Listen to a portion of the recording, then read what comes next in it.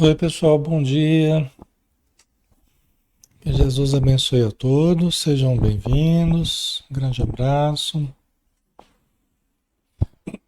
Bom dia, Luci. Bom dia, Dil, Dorigana, Elizabeth, Fonseca, Simone. Bom dia,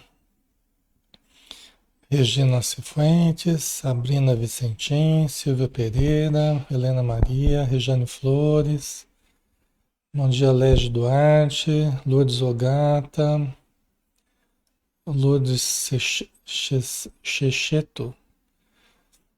Ailton Cosmo, bom dia. Kelly Burlan, Noêmia Sueli, Rosemeire Gomes, Adair Alves, bom dia. Vamos chamando o pessoal, quem puder ajudar no compartilhar aí, né? Marcar as pessoas, para que o pessoal se acostume com esse horário, né? Isso ajuda a gente. Bom dia, Suimai, Heloísa Helena, Kátia Janê, Roberta, bom dia. Sejam todos bem-vindos, pessoal. Já 9 horas, né? Vamos começar. Então vamos lá, né? Vamos fechar os nossos olhos e vamos elevar o pensamento, mentalizando Jesus, mentalizando uma linda paisagem.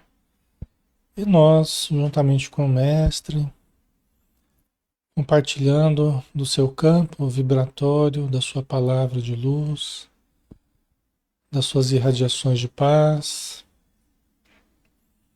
esses eflúvios curativos que jorram do seu ser magnânimo e que chegam até nós, até o nosso corpo, até o nosso perispírito, até a nossa mente, nos despojando das toxinas, das energias deletérias, dos pensamentos infelizes, dos sentimentos menores. Nós vamos nos libertando das ligações vibratórias inferiores e vamos irradiando luz, irradiando paz, conservando o nosso coração e a nossa mente cristalinos, radiantes, equilibrados, desejando que todos aqueles que estejam conosco neste momento possam receber essa energia curativa, principalmente aqueles que estão com mais dificuldade, acamados, doentes do corpo ou da alma, encarnados ou desencarnados, mas que estejam precisando de ajuda, que a tua misericórdia, Senhor, os alcance, os proteja e abençoe. Ajuda-nos, Senhor, no discernimento do estudo da manhã e que a cada dia possamos ter mais clareza no nosso pensamento, maior discernimento, maior lucidez, para enxergarmos além das aparências, para sentirmos a vida de uma forma muito positiva e para vislumbrarmos o futuro de luz que nos aguarda, radiante, convidativo, para que nós, atraídos por essa luz, possamos caminhar resolutos. Muito obrigado, Senhor Jesus, por tudo. Permaneça conosco, que assim seja. Muito bem, pessoal. Vamos lá, né? Vamos dar continuidade aos nossos estudos. Alexandre Xavier de Camargo falando aqui, direto de Campina Grande, na Paraíba, em nome da Sociedade Espírita Maria de Nazaré. Estamos na página Espiritismo Brasil Chico Xavier, todos os dias, de segunda, terça, quinta e sexta às 20 horas. E quarta-feira às 9 horas, como nós estamos aqui hoje, tá? Então, todas as quartas nós temos estudo interativo, né? Às 9 horas da manhã, da obra Céu Azul, que é uma obra do espírito César Augusto Meleiro, que era um conhecido nosso, um pouco mais velho que eu, alguns anos mais velho que eu, morava na nossa cidade, no Paraná, em Rolândia, Paraná, né? e filho de um casal amigo nosso da casa espírita, né? Um casal que frequentava muito participantes, muito atuantes da casa espírita, e ele veio a ter câncer no joelho, com 19 anos de idade, né? Veio a falecer, e ele conta então a vida dele no plano espiritual, tá? A passagem que ele fez, né? Da matéria para o plano espiritual e os primeiros tempos na vida espiritual e depois, conforme o tempo foi passando, as atividades que ele foi executando, tá? Então, César Augusto Meledo, que é o espírito, né, que ditou o livro, a Célia Xavier de Camargo, que é a médium, né, minha mãe, que já escreveu mais de 20 livros, né? Hoje ela não recebe mais os livros por questões de saúde, né? Mas tem uma obra bastante interessante aí, né? Que muitas pessoas já conhecem. E vamos dar continuidade então. Nós estamos no capítulo 10, né? Que tem como título Sheila, que é uma das meninas lá que o César conheceu lá na cidade espiritual Céu Azul, né? Por onde ele foi após o seu desencarne, né? Então, nós, lembrando da semana passada, ele se candidatou após um curso que ele fez, um curso preparatório, ele se candidatou a trabalhar ajudando os jovens recém-desencarnados, assim como ele chegou como um jovem recém-desencarnado, recebeu o auxílio espiritual durante toda a doença dele e depois, né, no plano espiritual, foi morar junto com outros jovens, né, num abrigo, numa das casas que os jovens eles acabam residindo. E ele vai trabalhar no Eusébio, que era o instrutor dele, foi trabalhar, recomendou que ele trabalhasse ajudando os jovens recém-desencarnados, né? Geralmente com muita dificuldade, porque os jovens eles tendem a desencarnar em situação mais difícil, porque o normal é a pessoa viver mais, né? Então, quando vem a desencarnar mais jovem, é porque alguma coisa dificilmente mais raramente, né? É um caso normal assim de alguma doença que a pessoa adquiriu, né? Num processo kármico normal. Geralmente é acidente, é droga, né? São problemas mais traumáticos aí que acabam ceifando muitas vidas antes da hora, né? Então precisa de muita ajuda aos jovens do plano espiritual recém-desencarnado, né? Ok, pessoal, imagem, som, tudo ok aí? Tá dando para ouvir bem? A Roberta, o livro Blue Sky, Blue Sky, céu azul, né? Blue Sky. Então vamos lá. Nesse dia retornei para casa particularmente satisfeito. As coisas começavam a se delinear e já tinha tarefa programada, né?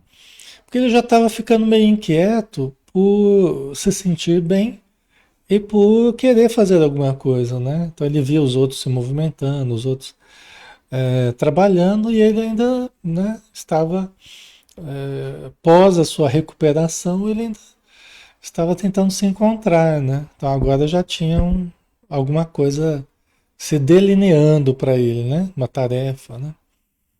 Ao chegar, contei a todos a novidade e os amigos me cumprimentaram pelo progresso realizado. Agora, considerei, teremos treinamento específico sobre a área em que iremos atuar. Depois começaremos a trabalhar, né?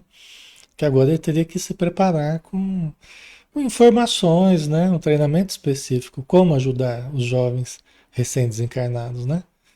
Então são tarefas, a gente viu o André Luiz, né? Como que ele teve que se preparar também. É todo um aprendizado, né? O quanto mais a gente estudar aqui na matéria, melhor, porque a gente já chega no plano espiritual com um pouquinho mais de preparação, né? Muito bom, César. Fará parte do nosso grupo então, pois atuaremos na mesma área, comentou Eduardo, né? Porque os jovens ali, muitos atuavam já justamente ajudando outros jovens, né? Por uma questão de identidade, de sintonia, né? A própria idade, né? Sheila, que chegava naquele instante, estendeu-me a mão, fitando-me com carinho. Parabéns, César. Agora mais do que nunca estaremos juntos. Obrigado, Sheila. Vou precisar da experiência de vocês, né? Sheila é alguém que marcou bastante a vida do César, né? Depois a gente vai entender melhor, mas por isso que tem um capítulo aqui específico sobre ela, né? E é alguém muito importante para o César, tá? Então aqui eles já estavam, né? Demonstrando um certo carinho diferente, né? Os outros saíram, iam entrar de serviço e não poderiam se atrasar. Ao perceber que ficáramos sozinhos, resolvi que aquela seria uma excelente ocasião para conhecer melhor minha amiga, né? Então tentar se aproximar um pouco mais da Sheila, né? Porque ela era mais quietinha, mais introvertida, né? Mais na dela, então, né? Não era assim tão extrovertida, tão, né? Então ele quis aproveitar esse momento para conversarem, né? Sentamo-nos na varanda, observando o céu, onde as primeiras estrelas surgiam. Sheila permanecia calada e eu a observava discretamente. Por fim, não me contive e indaguei. Sheila, sempre foi assim calada? Moramos na mesma casa e mal conheço a sua voz. Ela sorriu, murmurando com serenidade. Isso o preocupa? Cada um de nós tem problemas próprios, César, que nos acompanham além túmulo, né? Então, são características dela que têm uma razão de ser, né? Nós vamos entender. É, mas é que às vezes tem pessoas que se mostram mesmo mais introvertidas, né? Sempre tem uma razão. Nada é do nada. A gente vai aprendendo no contato com as pessoas, né? E sempre tem uma razão, sempre tem um porquê, né? A extroversão, a introversão, né? Essas coisas não são do acaso. Ah, é o jeitão da pessoa. Mas esse jeitão da pessoa, ele se estruturou ao longo do tempo. Ele tem uma trajetória, ele tem um desenvolvimento, né? Tem uma história. Então, muitas vezes a gente entende isso quando a gente compreende as encarnações passadas, né? Quando a gente tem ocasião, né, oportunidade de entender essa estruturação, né? Nem sempre a gente tem, mas tem sempre uma razão de ser, né? Até o Jung falava, né? O introvertido tende a se extroverter, né? Ele tende, ele tem necessidade de sair de si, né? E o extrovertido a buscar um pouco mais a introversão, buscar um pouco mais o interior. Aliás, isso ajuda a equilibrar um pouco para que a gente não seja nem muito para dentro, nem muito para fora, né? Para que a gente faça o movimento para dentro, para fora, com harmonia, de uma forma saudável. Quem acha que é muito ou para fora ou muito para dentro, então deve trabalhar no sentido de equilibrar um pouco esses movimentos aí, né? Então vamos lá. É,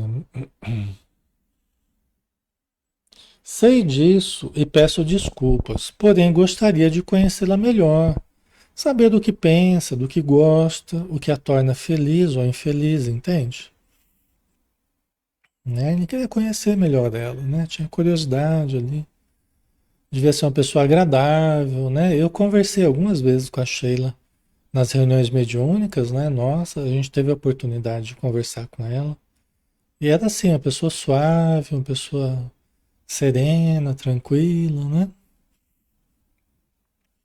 Claro, não tenho segredos e também não fui sempre assim. Houve época, há muito tempo, em que gostava de festas, de alegria, divertindo-me a valer, né? Então, aqui ela já tá dizendo, né? Algumas coisas do passado aqui que ela teve acesso, né? Eu não fui sempre assim. Teve uma época que eu era mais festeira, mais alegre, mais extrovertida, né? Divertindo-me a valer, né? Geralmente é assim, pessoal. A gente faz, às vezes, um movimento excessivo, depois a gente faz o movimento contrário, muitas vezes excessivo também, até que a gente vai equilibrando um pouco essa ondulação aí, vai ficando menos bipolar, né? A gente vai ficando, a gente tem a tendência ao equilíbrio, né? Se a gente buscar o equilíbrio, o nosso objetivo evolutivo faz parte também a gente se equilibrar, né?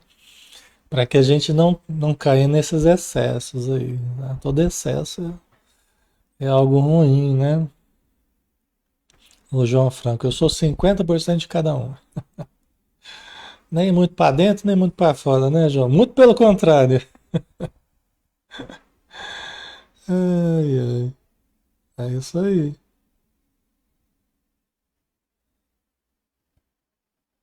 Deixa eu ver aqui. A Roberta, acho que fui muda na outra vida e na próxima serei muda. Porque nessa só Jesus na causa. Fala muito, Roberto. Né? Ok. O Ailton, a Sheila passava uma doçura. Eu percebi como ela é consciente da missão, né? A Daíra, em tudo tem que haver equilíbrio, né? A Helena, eu acho que eu sou bipolar. Ai, ai, tá certo. Então vamos lá. Inconsequente, então ela continua explicando do passado dela. Inconsequente, magoei muitas pessoas. Era fútil e vaidosa. Falava demais e caluniei muita gente. Né? Tá vendo?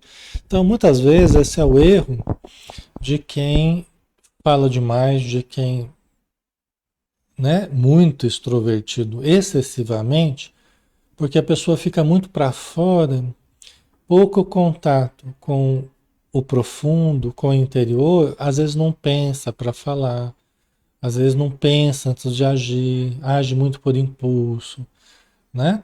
É uma pessoa que sai do seu eixo, porque a gente precisa estar conectado com o nosso eixo, né? A gente precisa estar conectado com o nosso profundo. Nós já erramos muito por impulso. Aliás, um dos grandes problemas do espírito é a impulsividade. Nós já perdemos encarnações por causa da impulsividade. Por agirmos sem pensar, por agirmos por precipitação. Quando a gente se precipita, a gente cai no precipício, né? Já percebeu? Né? Quando a gente se precipita, é porque a gente caiu no precipício, né? A gente faz as coisas antes da hora, a gente, né? Por falta de analisar melhor, por falta de pesar melhor o que vamos falar, o que vamos fazer, como vamos agir, né? Então, às vezes a pessoa fica muito em função da agitação exterior, sente muita necessidade de divertir todo mundo, de falar o tempo todo, então, e aí às vezes acaba fazendo brincadeiras que magoam, acaba perturbando muitas vezes a vida de algumas pessoas, né? Como ela diz aqui, inconsequente magoei muitas pessoas, era fútil e vaidosa, falava demais e caluniei muita gente. Retomando o plano espiritual e ciente do que me competia realizar dentro de mim mesma, optei por tornar-me religiosa. Acreditava que dessa forma não teria chance de falhar novamente. Né? Então, o que ela fez? Né? Na próxima encarnação, ela pediu para vir como religiosa. Porque os conventos, os mosteiros, né, os ambientes onde homens e mulheres, ao longo da história, se aproveitaram da religião, né, onde foram viver com outras pessoas, né, no claustro, na solidão, muitas vezes, dos trabalhos ali, das disciplinas rígidas, do silêncio, do voto de silêncio, né, do voto de pobreza, do voto né, de castidade.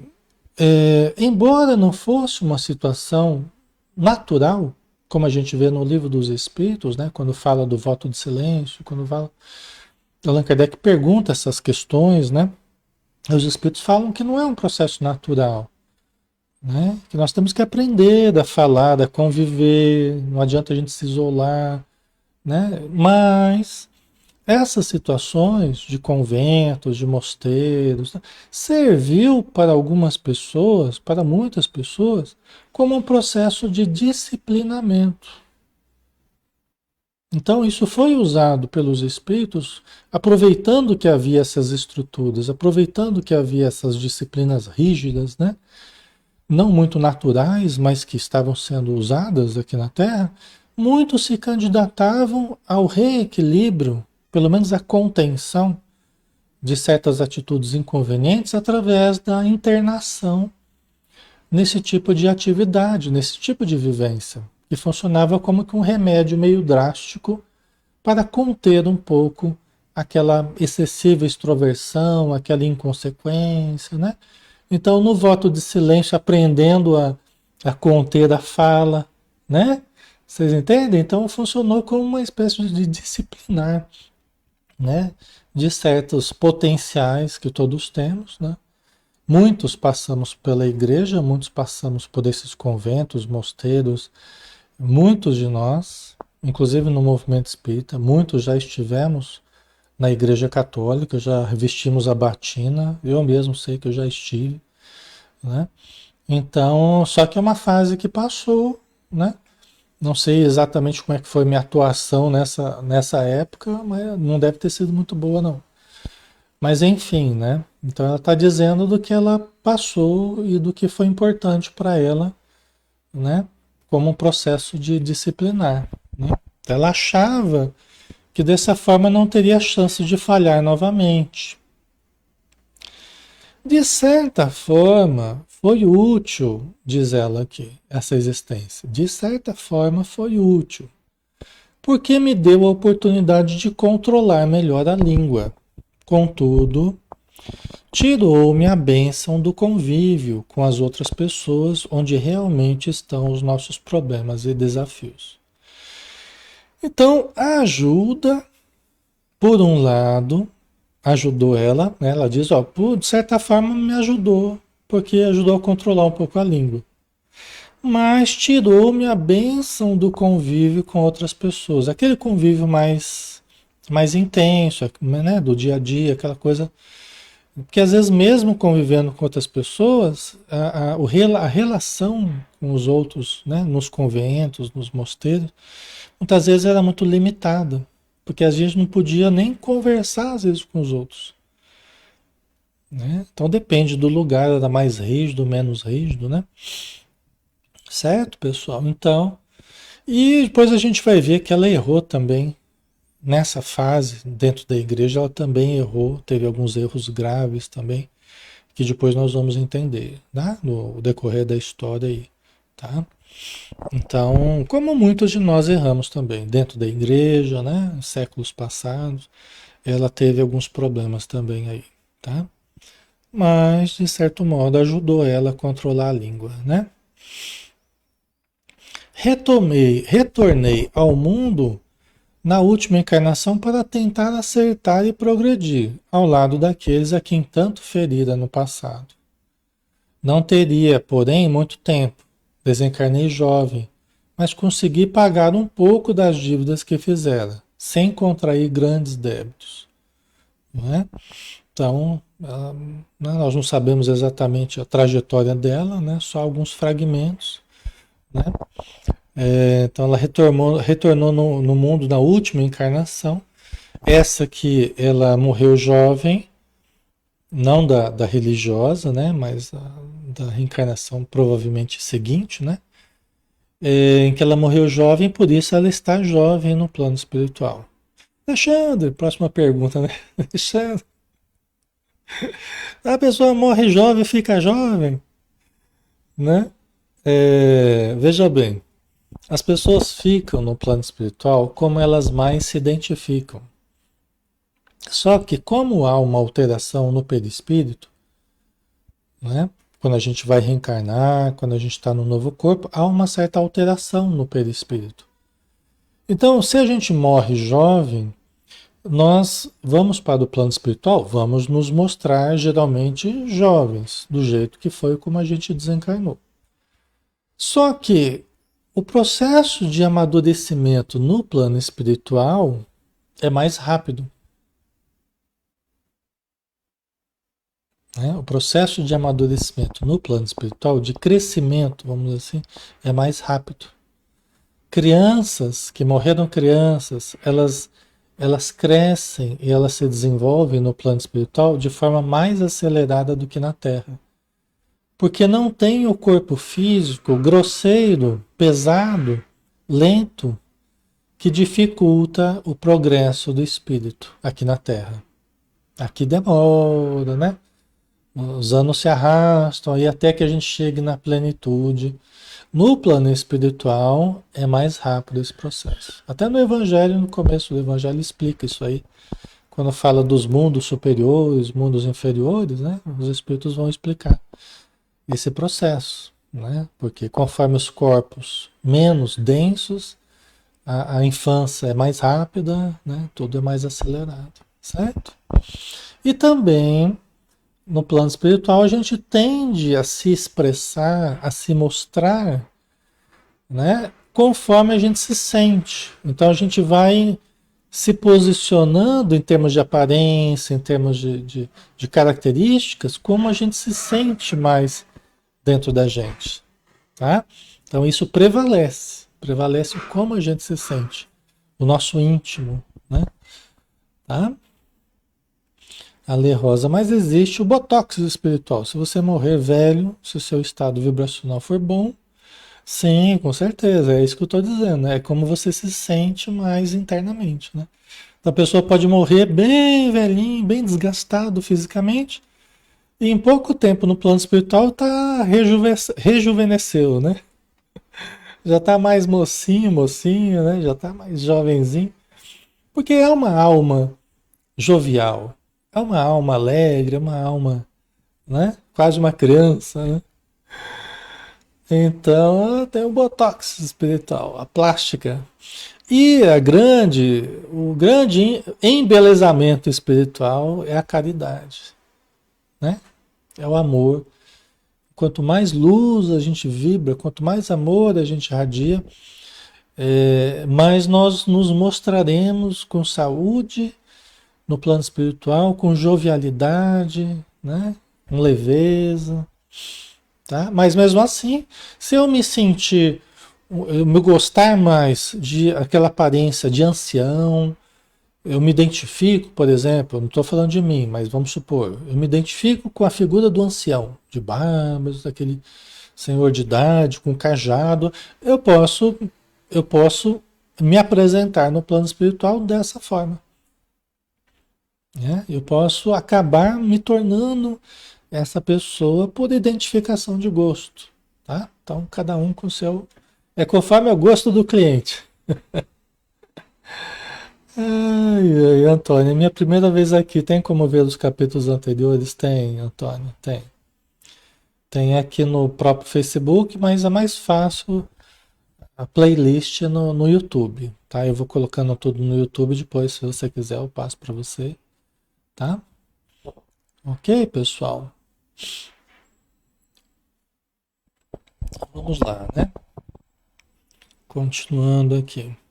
Só lembrando, pessoal, que, é, né, um parênteses, né? A gente estava falando de conventos, mosteiros, esse processo religioso que muitos passamos, tá? Muitos aproveitaram muito bem, tá? Muitos aproveitaram muito bem esse processo de contenção, né? De silêncio, de disciplinas.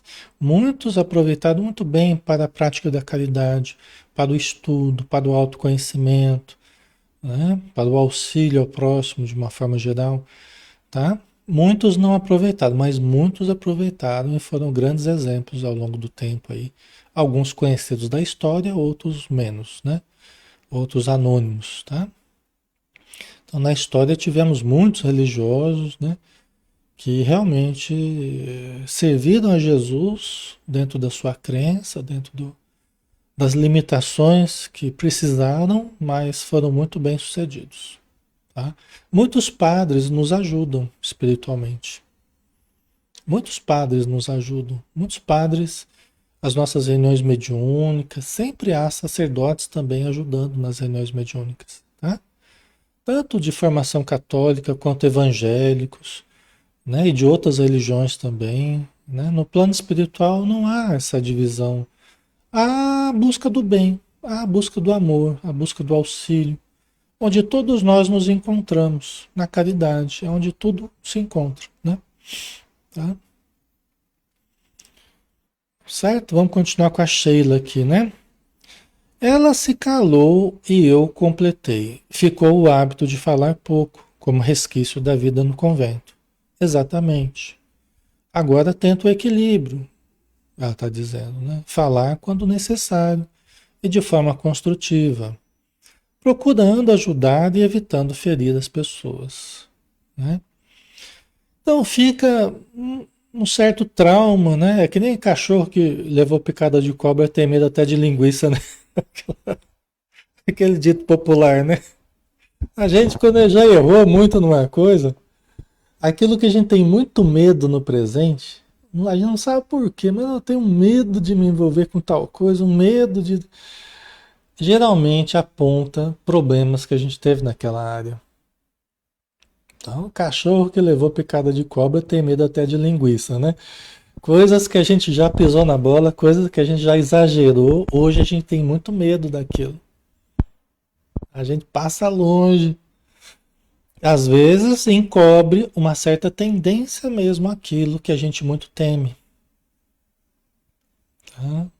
Certo? Então, lógico que depende do caso, né? Cada caso é um caso, mas há uma certa tendência para isso, tá? Aquilo que a gente tem muito medo, né?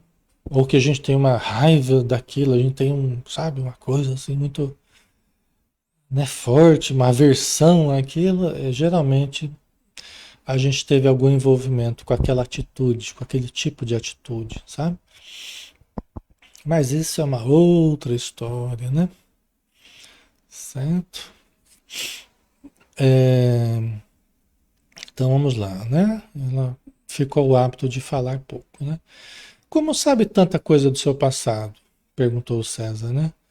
Em virtude das dificuldades que encontrei aqui na espiritualidade, foi-me permitido fazer uma regressão de memória, com o intuito de ajudar minha recuperação, né? Porque dependendo do caso, a gente se adapta à vida espiritual, mas aí começam a surgir sonhos nos momentos que a gente dorme, imagens, né, no dia a dia, eventuais, sentimentos que a gente não sabe entender. É como aqui também pode acontecer isso. E a gente precisa de uma terapia, a gente precisa entender melhor o que está ocorrendo conosco. Lá no plano espiritual, eles têm mais facilidade para trabalhar com essa questão da regressão, porque eles têm mais conhecimento de causa. Eles têm os registros lá, os técnicos são altamente preparados, altamente especializados, sábios. Então eles sabem melhor, conhecem melhor do nosso psiquismo, dos nossos problemas, dos nossos potenciais e do que a gente não deve acessar, do que a gente pode acessar. Então eles têm inúmeros dispositivos que nós ainda não temos aqui na Terra. A gente está engatinhando nessa área aqui. Aqui nós precisamos mais cuidado nessa questão. No plano espiritual, eles têm muito mais conhecimento e preparo para lidar com a questão da regressão. Aqui é muito mais delicado para a gente. Tá? Então, ela fez lá procedimentos, né, para relembrar, para entender certas dificuldades que ela estava tendo, né, para ajudar na recuperação dela.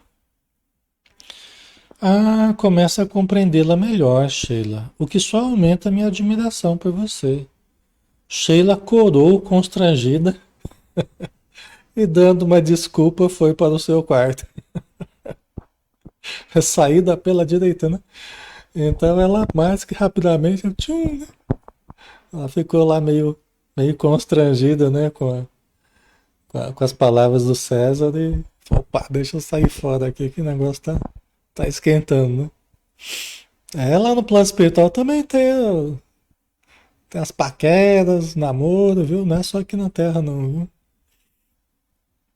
Lá também tem, porque a gente se encontra, a gente se reconhece tanto aqui quanto lá, as almas se reencontram, as almas sentem. Lá é até mais fácil porque Por exemplo, uma cidade como o Céu Azul, as pessoas, elas tocam mais a essência umas das outras. Elas enxergam mais, elas sentem mais umas às outras na essência. Aqui a gente esconde muita coisa, a gente mascara muita coisa, a gente projeta só as coisas boas, e, né? Mas na vida espiritual tudo é mais claro, tudo é mais aberto, não tem como esconder algumas coisas, né? Então é mais fácil as pessoas se reconhecerem na essência delas. E são muito felizes aqueles que se reencontram na vida espiritual para planejarem o futuro, tá? São muito felizes, né? As pessoas que têm essa oportunidade, né? Certo? Ah, o Ailton, né? Nossas afinidades perduram em qualquer dimensão. Verdade, Ailton. Qualquer lugar a gente pode se reencontrar e se reconhecer, né? A Daíra é tudo mais intenso, né? Lá no plano espiritual é mais o sentir, a emoção é tudo mais potencializado. Por quê? Porque não tem o abafador do corpo físico, né? É como se fosse uma resistência às percepções do espírito, né? É mais transparente, né, Lucia? Exatamente. Tá? Então vamos lá? Então ela foi para o quarto dela, né? Continuei ali meditando em tudo que ouvira e reconhecendo ainda uma vez que nada acontece por acaso. Recolhi-me também satisfeito intimamente, por sentir que depois daquela conversa ficáramos um pouco mais amigos, né? Ele devia estar querendo se aproximar dela e foi uma oportunidade realmente, né? Na manhã seguinte, saí cedo para o novo aprendizado. Foram aulas muito importantes que nos ajudaram a entender melhor as outras pessoas, especialmente os recém-chegados, necessitados de ajuda. Além das aulas teóricas, tínhamos aulas práticas em que nos encaminhávamos ao hospital para entrar em contato com os que chegavam. E aí pudemos perceber de forma muito nítida os problemas das ligações vibratórias entre encarnados e desencarnados. Né? Quer dizer, junto com a aula teórica, eles tinham lá um estágio lá de contato com os internados, né? Com os recém-chegados. E aí ele pôde ver a realidade das ligações mentais, das ligações vibratórias entre encarnados e desencarnados. Que é sempre muito difícil. A maioria das vezes tende a ser mais difícil essa ligação vibratória daquele que partiu, daquele que está no plano espiritual, com a família, com os conhecidos na matéria, essa ligação ela tende a ser problemática. Não pelo amor que existe, mas pelo desequilíbrio emocional que acaba prevalecendo, né? Pelo sentimento de perda e tudo mais, né? Certo? Um rapaz causou-me imensa piedade certa vez. Fora recolhido em triste situação e meio dementado. Sofrera um acidente de moto e estava com a cabeça fraturada, a perna e o braço direitos meio esmagados pela roda do caminhão com que colidira. Alexandre, mas por que ele estava lá no plano espiritual com a cabeça desse jeito, com o braço, perna meio esmagados por causa do acidente? Ele não tem mais o corpo físico, mas ele tem o perispírito. E o perispírito registra, de certo modo, as impressões da matéria, né? E durante algum tempo nós levamos para o plano espiritual, conforme o nosso maior ou menor apego ainda à matéria, ao corpo, às formas materiais, né? A tudo que diz respeito à matéria.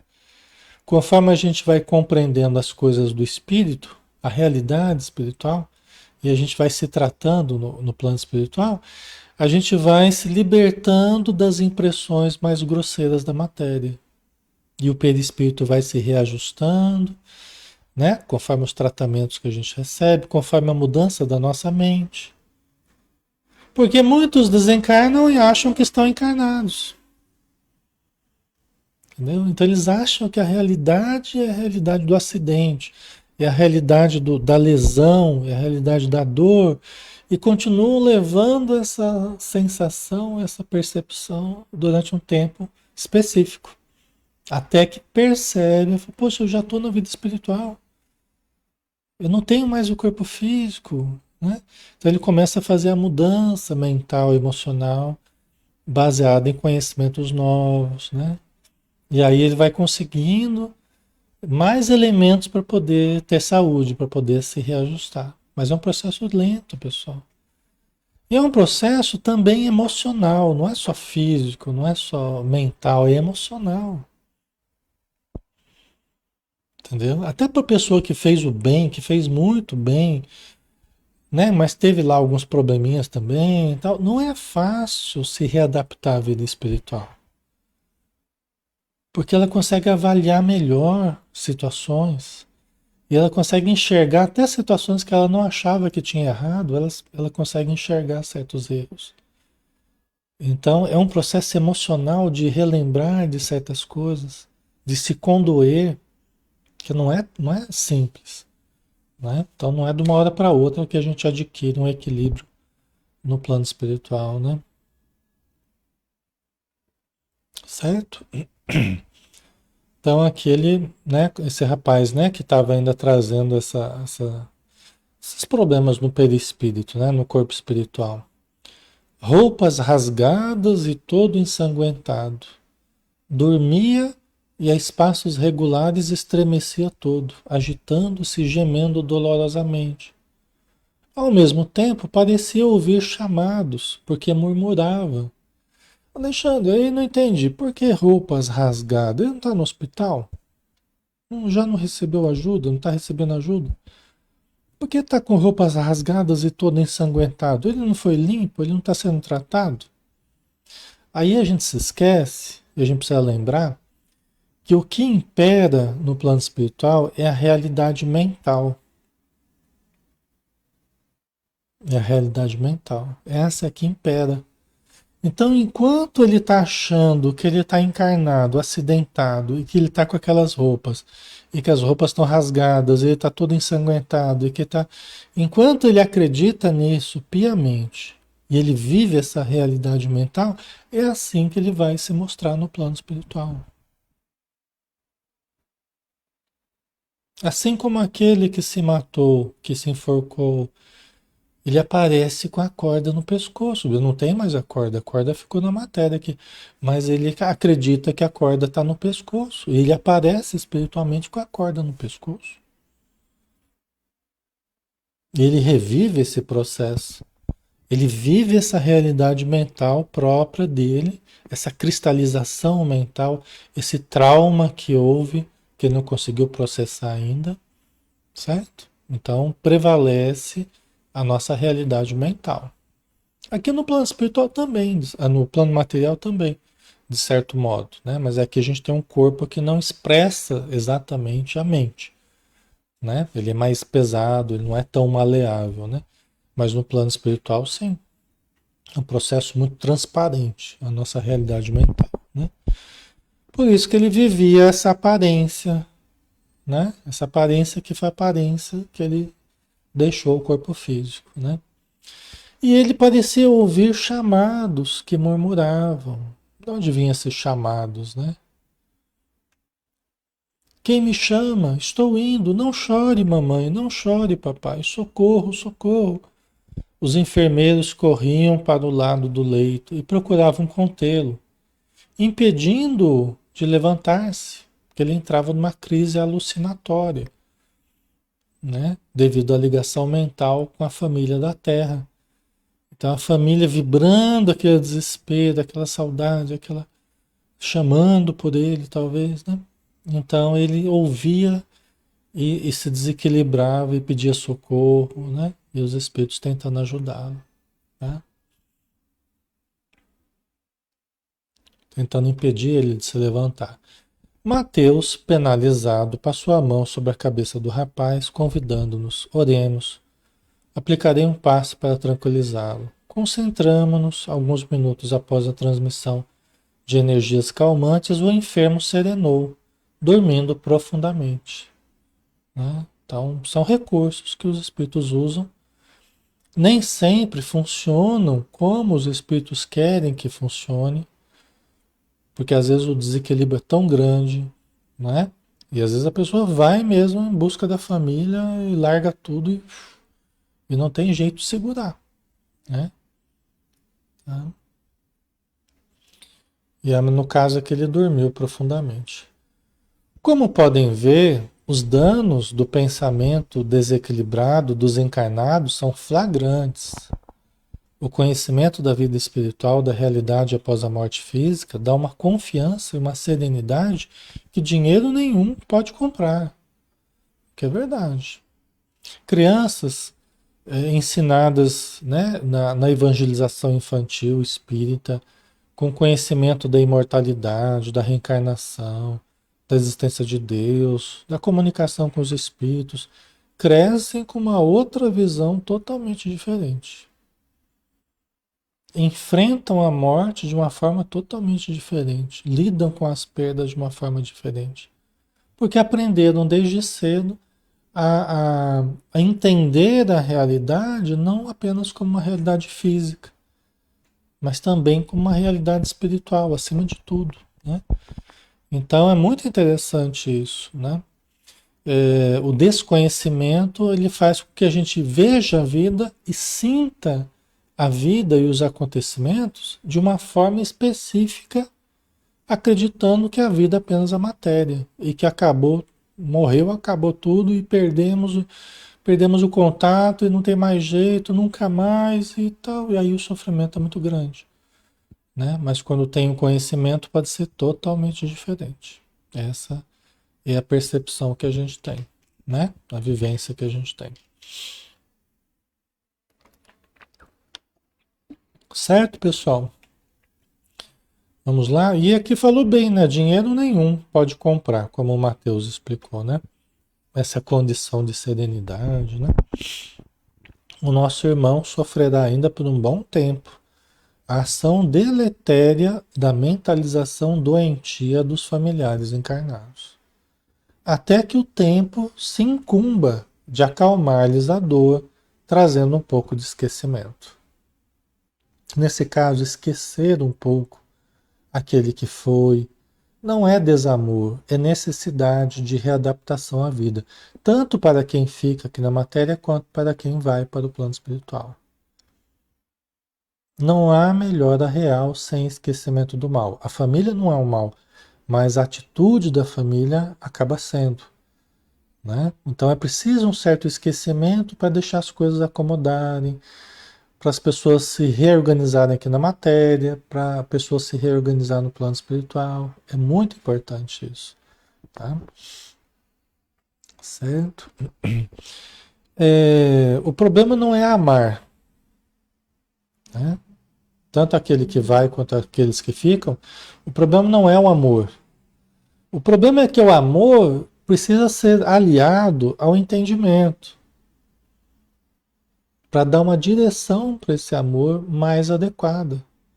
Que senão o amor também se desvia e pode causar prejuízos sem o conhecimento. Por isso que cérebro e coração, conhecimento e sentimento, né? Precisam estar aliados um ao outro. Não dá para ficar só um ou só outro. O coração sem o discernimento ele se desvia. O conhecimento sem o coração ele se esfria, ele fica frio, calculista, né? Indiferente. Tá? Precisamos equilibrar para amadurecer afetivamente, emocionalmente, tá? É um processo lento isso aqui, né? Somente assim o infeliz rapaz gozará de mais tranquilidade. Retornaremos aqui amanhã para ver como está. Passamos para outro leito, mas continuei preocupado com o recém-chegado. No dia seguinte, ao chegarmos, uma surpresa. O enfermeiro notificou-nos que, apesar de todos os cuidados, ele se evadira. Né? No dia seguinte, eles tiveram a surpresa que o rapaz tinha sumido. O rapaz se evadiu, o rapaz fugiu. Né? Por quê? Porque ele tem condição de fazer isso. Né? atraído pelo pensamento da matéria, né? O espírito é movido pelo pensamento, é atraído pelo pensamento. Como o ímã atrai a limalha de ferro, né?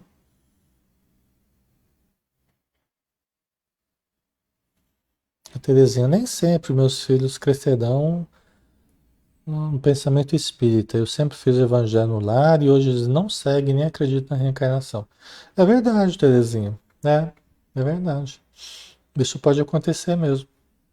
Muito frequentemente. Até porque eles passam por um período, podem passar por um período de questionar tudo isso.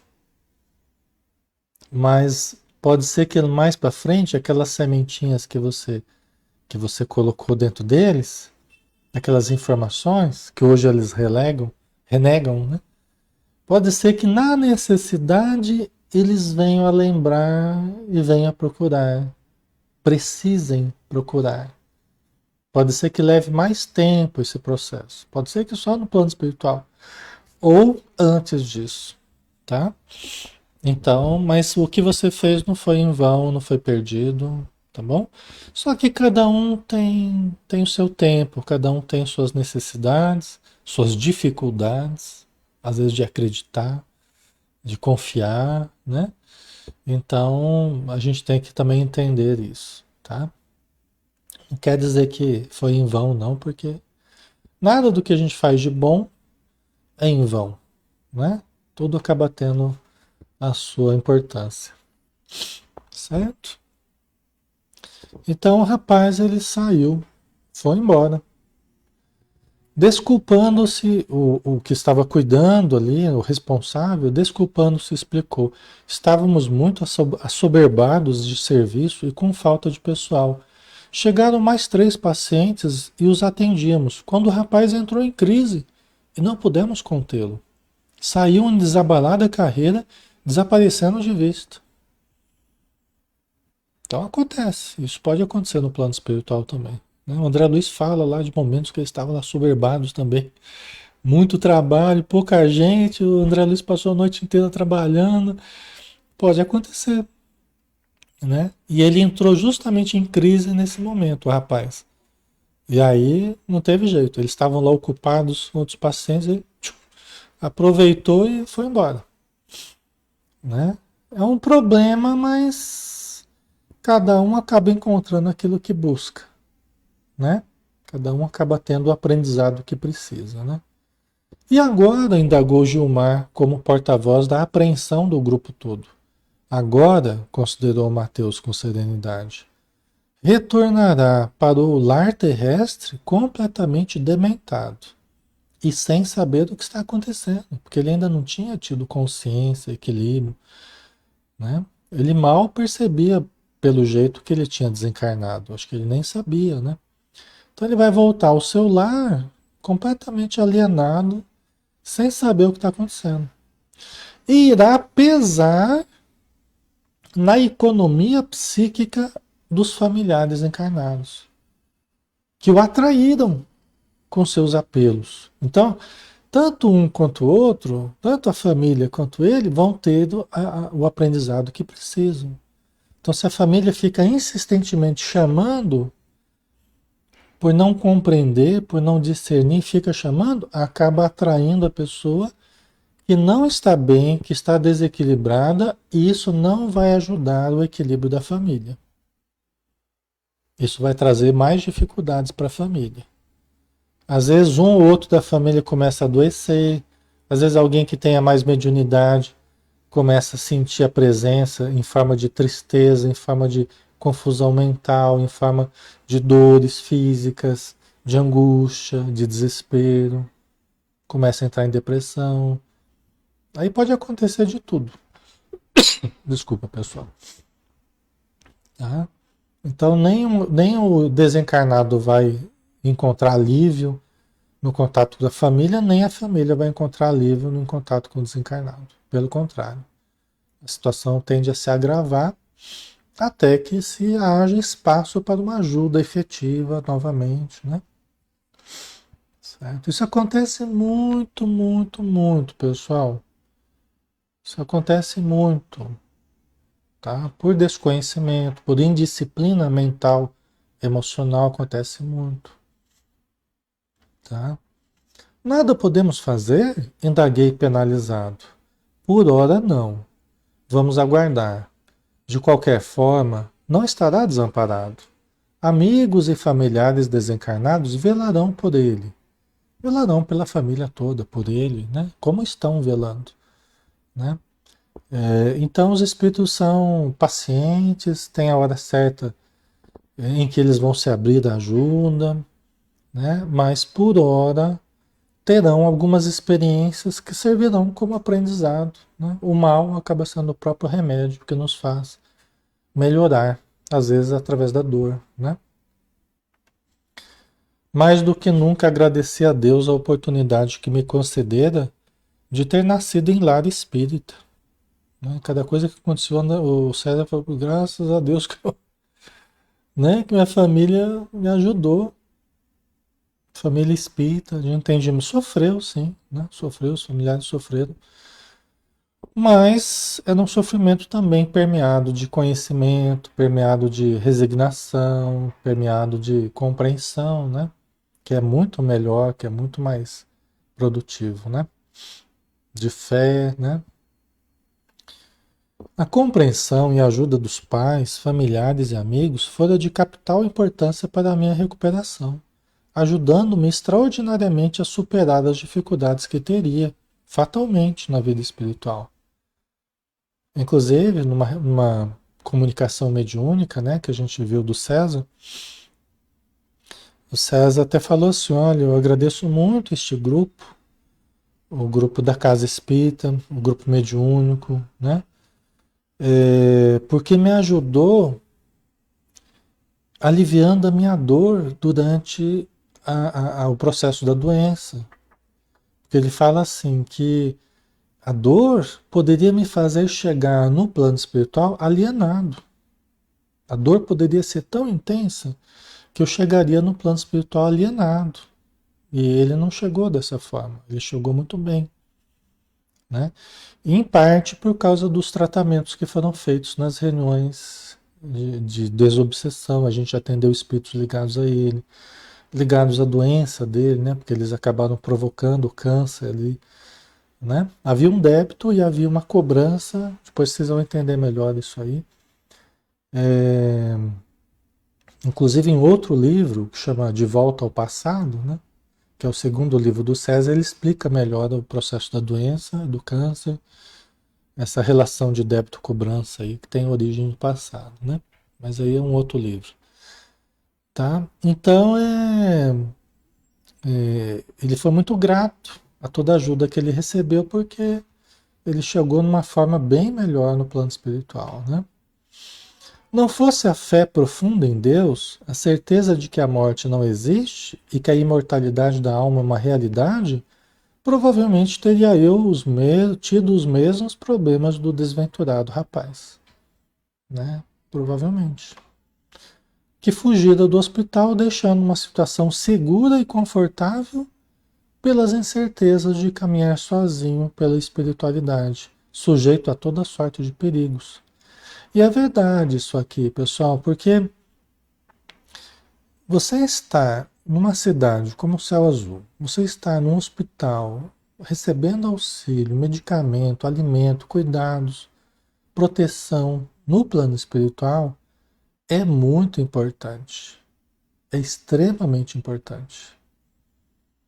Por quê? Porque nas regiões umbralinas, próximas à Terra ou extensivas à Terra, né, além da Terra, há muitos perigos. Mais perigos do que aqui na vida material. Há mais perigos do que na vida material. Falanges de espíritos malfeitores, espíritos enganadores, espíritos vampirizadores, obsessores, né? Há muitos perigos para aquele que transita sozinho, sem conhecimento, sem equilíbrio. Então, estar na condição que ele estava não era uma bênção. Era uma coisa maravilhosa. E às vezes a pessoa larga tudo por. Lógico que ele não entendia, né? Não tinha nem consciência do que estava ocorrendo, né? Mas só para a gente analisar isso, tá, pessoal? É importante a gente analisar. A gente entender, nós podemos entender isso, né? A importância disso, tá? É uma bênção, pessoal, a proteção. Hoje, buscarmos a casa espírita, nós também estamos sujeitos a muitos perigos. Nós também. Buscarmos a casa espírita, os espíritos falam que é como se a gente buscasse um refúgio, que a gente buscasse proteção. A gente estruturar uma casa espírita e nos aninharmos numa casa espírita, num ninho, né? O ninho é como um passarinho que constrói um ninho, vai morar no ninho. É uma proteção espiritual para nós. Nos protege de tudo, de todos, de toda. Não, né? Lógico que nós estamos sujeitos a nós mesmos, aos nossos erros, às nossas quedas.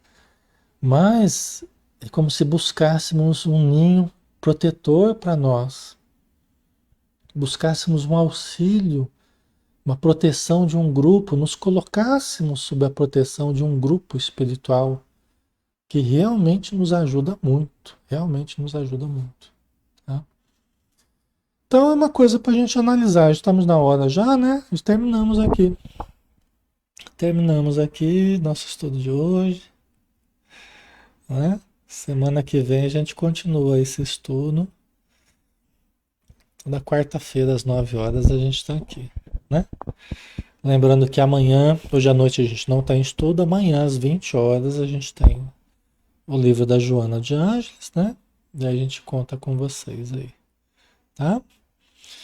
Vamos então fazer a nossa prece, agradecer as bênçãos de mais uma manhã, em que nós temos a oportunidade de recomeçar um novo dia, de mudarmos concepções, de mudarmos decisões, de alterarmos rumos, de planejarmos melhor o nosso futuro, de executarmos aquilo que necessitamos executar, de fazermos o melhor no aqui e agora, no presente, que é um verdadeiro presente para todos nós, porque pode mudar a nossa existência e construir um futuro de luz.